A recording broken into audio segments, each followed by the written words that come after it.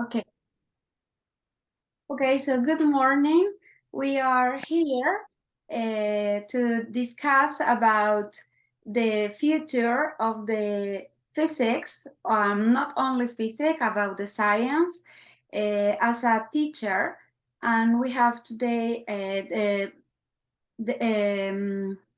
Ahmed Sang. Ahmed Sang, can you please introduce yourself? Because I'm to do it in the proper way, your name, I'm really sorry, please. No, it's okay.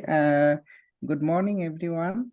My name is Ahmedul Azam, and I'm a graduate student of Hiroshima University, Japan, and I'm from Bangladesh. I have been working as a teacher educator and also teacher's trainer, and it's really honored to be here with you, everyone who joined in online and who will be watching this video later on. So I would like to say hello, hola, who are listening me from other Latin countries as well. So I'm really sorry that it will be only in English, but I would be happy if I could do it in Spanish as well. So let's welcome and thank you. I'm really honored to join you here today. Hey, that's a perfect introduction, Azam-san. Oh, thank you very much. So, my name is Anna. Let me introduce myself too. I'm here to talk with Azam-san, the teacher Azam-san, Professor Azam-san, to talk about the future of the science, the teaching science. We both are living in Japan, so that's why we are using the English as a common tool for making communication. Professor Azam-san also can speak Japanese, so today probably, because we are only two, we are going to talk only in English. But if Professor Azam wants to say something in Japanese, it's also okay for me. Okay, so one of the points that I want to discuss, it's about the curriculum and science. Professor Azam and I, we have been talking about this topic in a previous meeting. We talked about this matter in Bangladesh and in Mexico, but I want to hear Professor Azam about his opinion referring to this topic. Well, yeah, when we talk about the curriculum of science, especially regarding the curriculum of primary and secondary level, is quite challenging for some countries. Those who we are, if we consider South Asian countries, or if we consider Latin American countries like Mexico and other Brazil, Argentina. So here we see the clear difference of the curriculum contents and how the curriculum is set and what are the expected outcome from the students. So regarding the curriculum, one of the main feature of those countries is curriculum is stagnant and sometimes it takes long time to be changed. But what we see in Japan, the science curriculum is moving faster because intervention and other things is happening very frequently. But in those countries, especially who are in the developing countries, their curriculum doesn't have a rapid change. The reason why it really lacks to have the new contents, like what is very essential right now. If we go to the first world countries like Japan or United Kingdom, United States, the clear difference is the latest contents are being incorporated in their curriculum in a faster manner. The reason why they could learn, their student could learn the contents, what is very essential to learn right now. But we get those contents very late or later period. This is one of the big challenge for us, I believe. Oh, thank you, Professor Azam. As a Mexican teacher, Also, not only me, in different talks with colleagues, we was talking about the common ideas that you just mentioned, referring about the challenging. The technology, the development of the technology is constantly changing. So it's difficult to get the knowledge to have to put all that developments into the classroom. It's very difficult because most of the professors in the primary and the secondary school are very busy. So even taking some program to get the tools to put all these developments into the classroom, it's quite difficult. Even some of Mexican teachers, we think that Mexico suddenly makes changes in the curriculum. Probably every 6 years, the curriculum changes. So this is a very difficult for Mexican system. And as I found in my research in Japan, it's not the same. It's not the same way, because they will be monitoring all the results that the politics that they will implement in the classroom. But in Mexico, the difference is that most part of the time there is no monitoring, and every 6 years changing all this classroom situation. The curricula will put more stress on the teachers, on the professors. And also there are some deficiencies in the preparation of the teachers. Some professor in the primary and the secondary level has a preparation in didactics, but has some deficiencies in the physics, for example, talking about the physics. So in the higher education, in university and junior high school, most of the professors are university graduated. Most of them are physics, are engineer, and have some deficiencies related to the didactics. So this is also something that it's a problematic situation in Mexico. How we can consider the curriculum if we have these deficiencies? So being the Japan, the example of Japan, it seems that we have a lot of things to learn, not only from Japan, so different countries. Okay. Thank you, Dr. Anna. You have gone through the very significant and crucial aspect that curriculum changes takes place in 6 or 5 years. That is also happening in other countries as well as in Mexico. But in Japan, what they do, how they change curriculum, this is a matter of study. Here, the teacher and the local education board decides which things should be taught.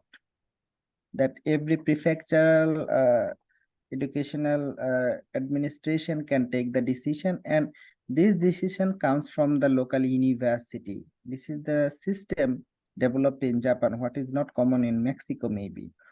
The reason why, whatever the new content is coming, this university teachers, they provide the guideline, and later on there is a scope to change their curriculum, what is very much evident. For example, if I say the cutting edge sciences in the latest during this 2023, everyone we know the invention of the ChatGPT or those AI is being incorporated in education. The reason why these things we need to incorporate, we need to train our people how to take the advent of the science. So when they try to make a new curriculum, there is a scope to bring the changes in the curriculum within the short time after doing the research. So the curriculum in Japan, it keeps changing, and they made some, for example, for a secondary level, they need a new textbook. The government cannot do everything. what they did, they privatized those book publishing tasks to the private sector. For example, if government tries to publish a new book and incorporate those context in the textbook, it might take time. But when we provide the opportunity to be given to the private sector, so government here takes the policy, decides what to do, but the work should be done by the other people. That's why this system works faster. So they don't need to wait for a long time. What is the urgent need of our children? What is the urgent need in our education? If our curriculum is 10-year backdated, if we don't renovate or if we don't redesign our curriculum, then the cutting edge science and what is the new innovations, what are the new things is coming, the student will not be aware of that.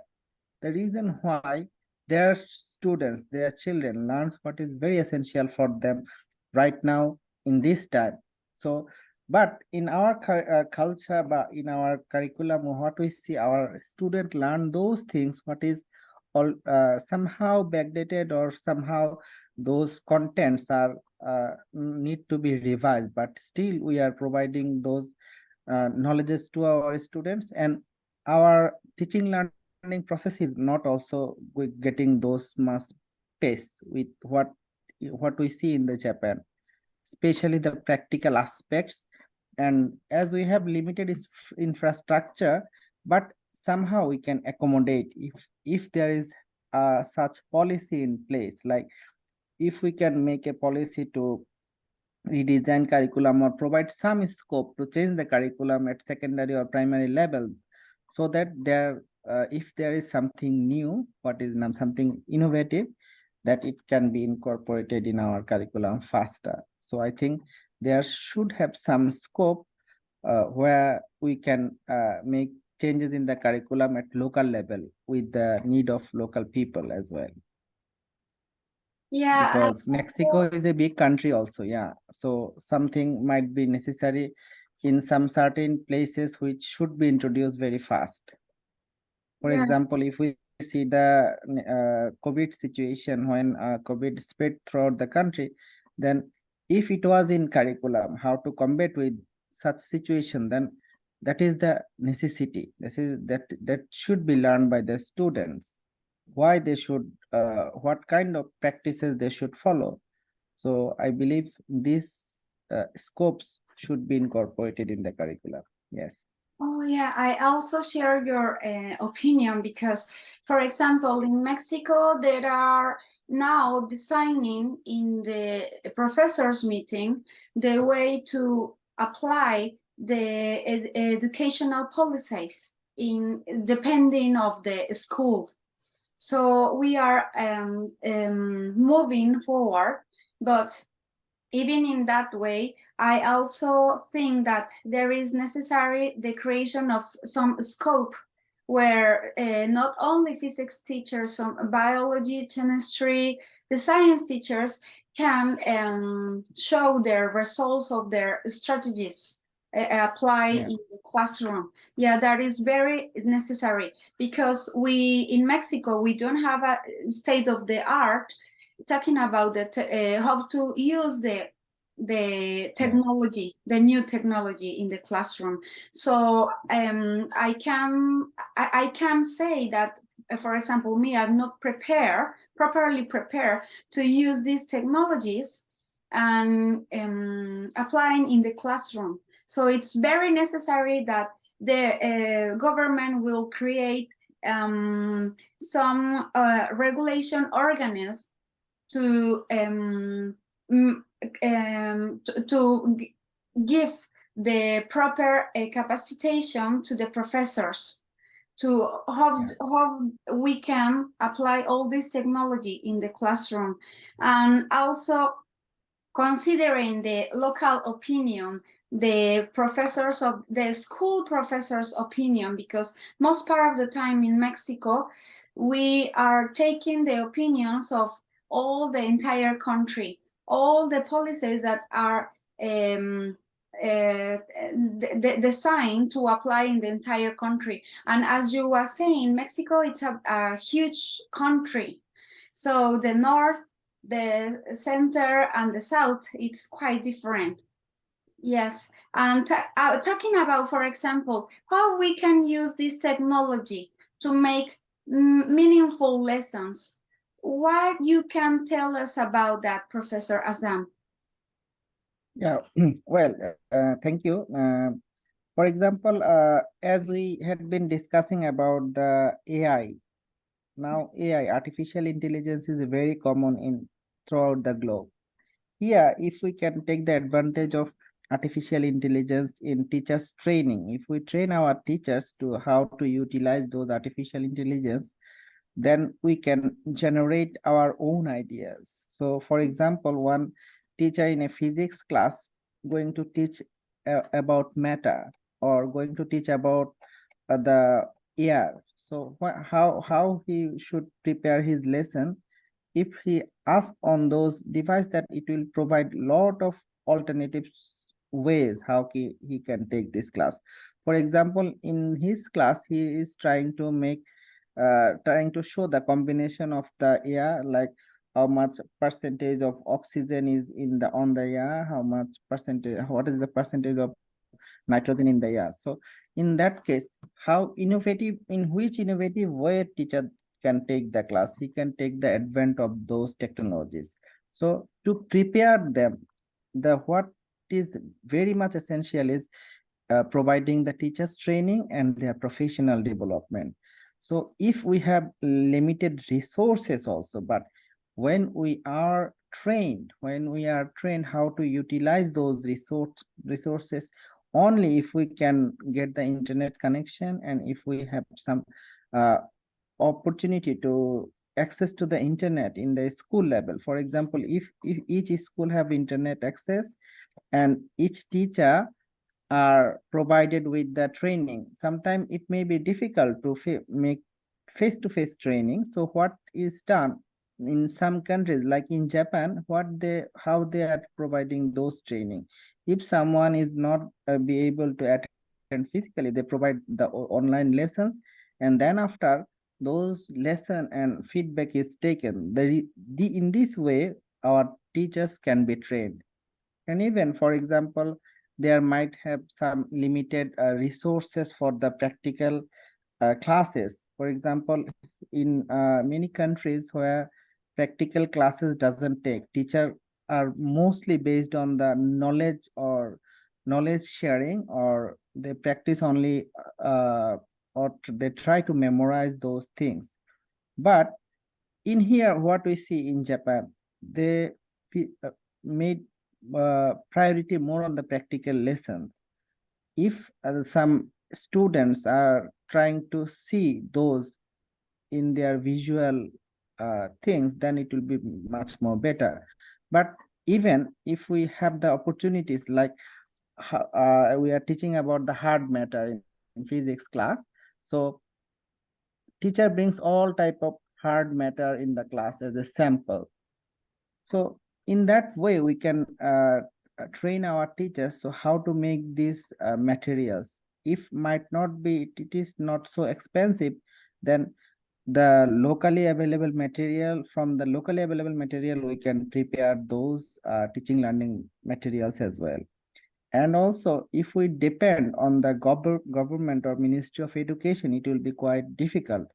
In here, what is available in Japan? In Japan, there are so many organizations who prepare those teaching learning materials, especially for the primary and secondary level. I believe if there is such a private organization who are coming towards making those teaching learning materials or teaching learning instruments, that might help in our future lesson, especially in the secondary level, who are trying to get more emphasis on their practical lessons. Then we can make our lesson more meaningful, and students will be much more interested, because science is something we should see by our own eye. We should listen, we should touch, we should feel within our whole senses. Then learning should take place in a better pace. So if we do the experiments, if we really experience those things by going to the same place, if we learning environment, we should go to those environment what we are going to teach. Here, if we trying to make a lesson on the environmental pollution, teacher takes the students to that place where the pollution takes place. But in our classroom, or in our countries, what we do, we never bring them in the place where the pollution is taking place. We only focus on the theoretical aspects, but it's quite easy to make our students to go there, see by their own eye. So I believe there is a scope, and if some other organization may come forward with those support, that might help our science classes, especially those who are teaching in the rural area, because in rural area the infrastructure and other support might not be so much. So if we can provide some support, providing the opportunity to the private sector or private organization, that might be much more helpful, because we cannot depend only on the Ministry of Government, because it is much more centralized. So there is no 2 or 3 Ministry of Education in Mexico. The reason why the only ministry cannot take all the responsibility, so some other people should take more responsibility as well. In that way, we can bring those changes throughout the whole country in a very short time, I believe. Yeah, I also think that the responsibility should be shared, not only from the governments, as well from the teachers should take Yes. the responsibility into the classroom, because one of the most important things in teaching sciences is, as you say, live the science through the sense. Children need to touch, children need to Yeah. need to do. So it's very important to give them the opportunities to experiment the science. Yeah, like making a meaningful lessons, it's very important, the teachers training, as you say, because most part of the time when teachers graduate from the bachelor degree, we don't have the necessary tools or abilities to make experiments in the classroom. We have the theoretical the theoretical part, very study. We studied in the university, but we have this we don't know how to apply the resources in the classes using, for example, common things. Most part of the teachers want to make the class in the laboratory, but in some Mexican schools there are no laboratory, and we don't have the material to do the class. So it's important to consider different ways to make demonstrative lessons, because in Mexico this, for example, in higher education has been taking place from many years ago.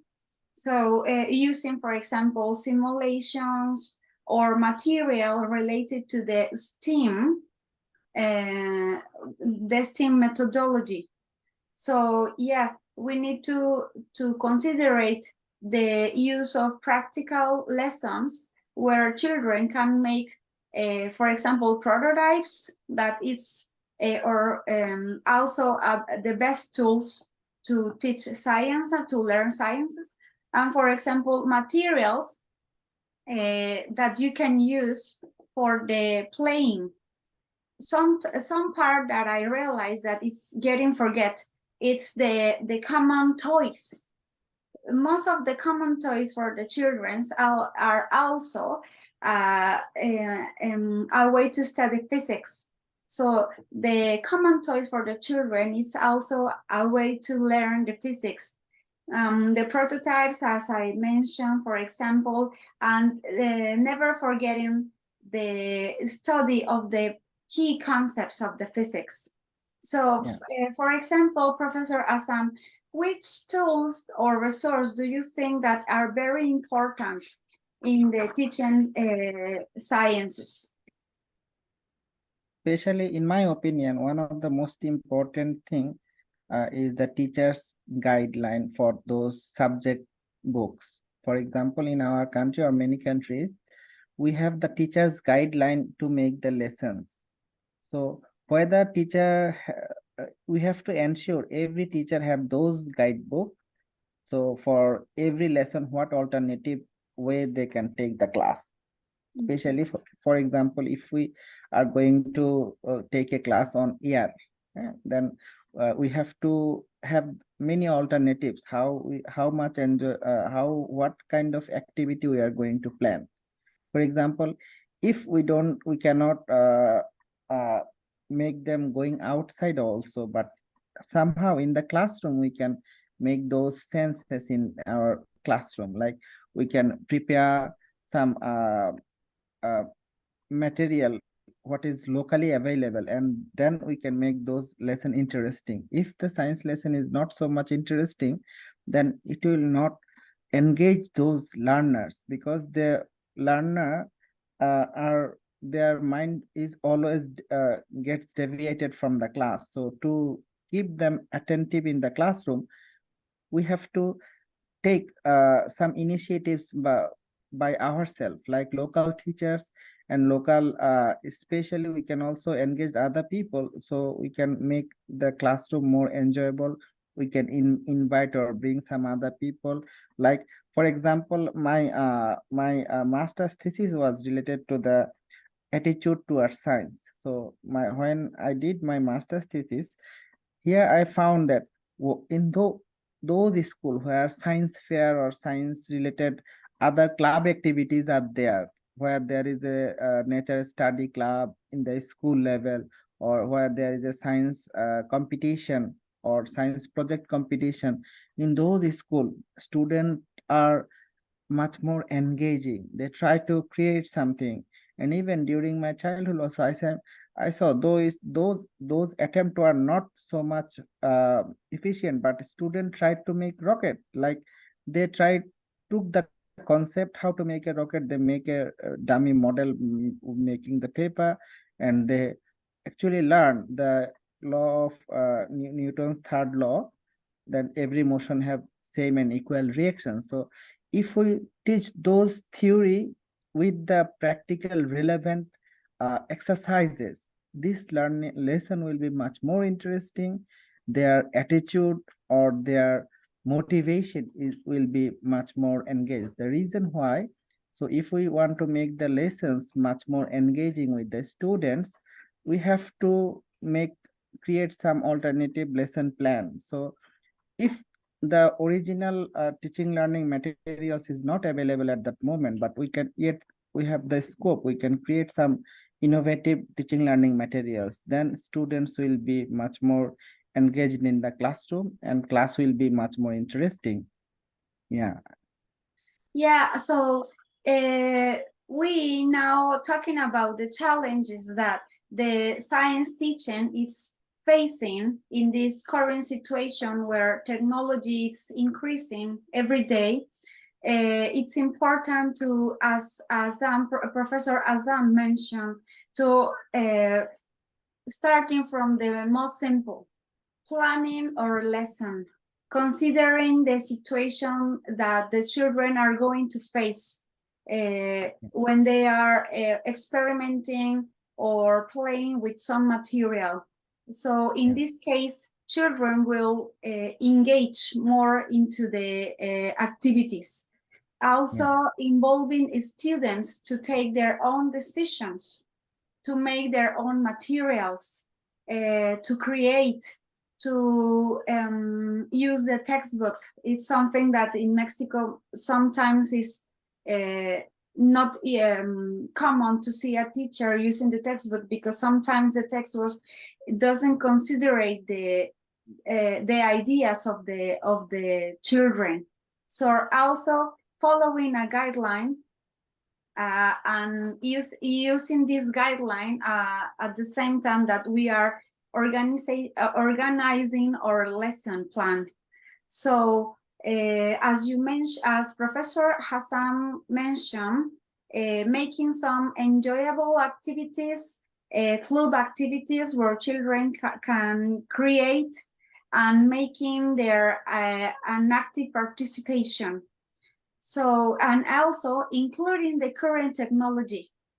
If we don't have the tools or the abilities using some special technology at the beginning, looking by ourselves the way to get the ability to know how to apply some technology in the classroom, because the government cannot provide all these situations, all this space where we can improve our professional skills. So we don't have a lot of time, Professor Assam, but if you can mention a final idea about this conversation. Yeah, thank you. If I want to summarize my ideas, like we may have the inadequate infrastructure, but we have to accommodate within the inadequate infrastructure. We cannot, if there is no laboratory, at least we have one classroom where the science activities should take place. In each school, we need to ensure that. And even if we cannot allow one classroom, but we can make our classroom wall where many things is being exposed. And also our curriculum should be, there should have some scope where curriculum is changed within the need of the time. So curriculum change should be easier, and there should have some scope to add something in a faster manner. And also we have to train our teachers. Without teachers training, it's very difficult. If it is not possible to provide face-to-face training, so but we can yet arrange the online training throughout the country about the new intervention of the science. And also we have to make available resources. We cannot rely on solely on the government, but also we can prepare locally available material, and we can use those locally available materials while teaching in our classroom. And also our lesson should be much more interesting and enjoyable for the students. The reason why, even we can ask the students to prepare those things what makes them interesting. Like if I mentioned that students can prepare some models or some thing what is look likely similar, they can prepare those things. And if we make competition, like we can make science fair and like science competition, there they will prepare innovative teaching learning materials that can be preserved and you can be used in the later classes for teaching while teaching learning. So in this way we can also make the teaching learning materials available. If the real things is not there, but we can also have the some replica or some models so that the student can learn from those. And also, as we have some economic barrier, but I think we can cooperate with these things, and training is very much essential and professional development should be there. So if we can train our teachers and make them much more motivated to teaching learning, that can be helpful. Yeah, thank you. Thank you very much, Professor Hassan. And I'm looking forward to make another conversation with you. It's very important to talk about this situation, about these topics in teaching sciences.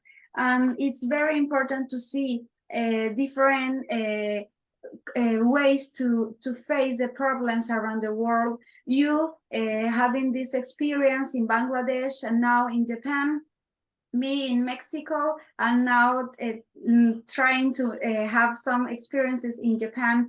So I hope in the next conversation, different professor can join to this new team that we are trying to create. in pro of the making some kind of researching and sharing knowledge that we are getting in this wonderful country. So thank you, Professor Assam, and I hope to see you soon, and the people who's going to see this video after, thank you, and thank you very much. See you. Thank you.